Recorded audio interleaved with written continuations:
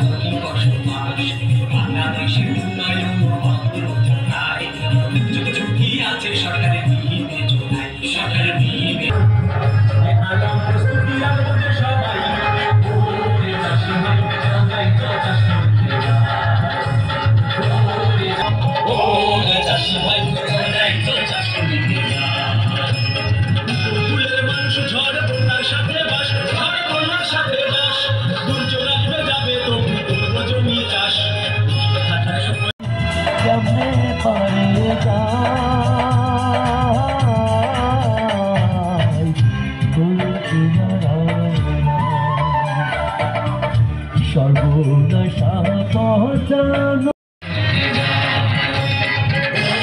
চাষি ভাই